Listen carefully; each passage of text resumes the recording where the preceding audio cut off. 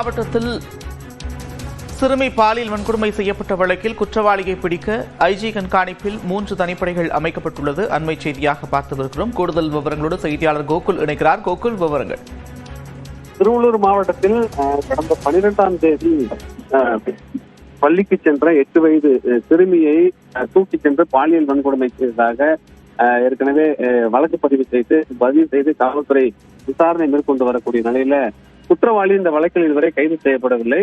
குற்றவாளியை பிடிப்பதற்கு 3 தனிப்படைகள் ஆனது அமைக்கப்பட்டிருக்கிறது. குறிப்பாக வடக்கு மண்டல ஐஜி அஸ்தாகருடைய நேரடி கண்காணிப்பில் இந்த தனிப்படை போலீசார் இந்த குற்றவாளியை பிடிப்பதற்கு இந்த வழக்குடைய விசாரணை நடத்த இருக்கிறார்கள்.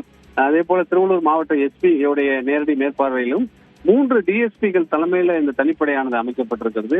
ஏற்கனவே சிசிடிவி காட்சியில் அந்த சிறுமியை பின்தொடர்ந்து செல்வது போல ஒரு காட்சியெல்லாம் வெளியாயிருக்கக்கூடிய நிலையில் குற்றவாளியை இதுவரை கைது செய்யப்படவில்லை என்ற குற்றச்சாட்டின் அடிப்படையில ஏற்கனவே சிறுமியுடைய உறவினர்கள் காவல் நிலையத்தை முற்றுகையிட்டு போராட்டமெல்லாம் நடத்திய நிலையில் தற்போது 1 வாரத்துக்கு மேலாக இந்த சம்பவம் நடைபெற்றும் குற்றவாளியை கைது செய்வதற்காக இந்த 3 தனிப்படைகள் அமைக்கப்பட்டிருப்பதாகவும் நேரடியாக ஐஜியுடைய நேரடி தனிப்படை போலீசார் இந்த போக்சோ வழக்கு தொடர்பாகவும் 8 வயது சிறுமிக்கு நடைபெற்ற இந்த பாலியல் வன்கொடுமை வழக்கு தொடர்பான விசாரணையை தற்போது தீவிரப்படுத்தியிருக்காங்க.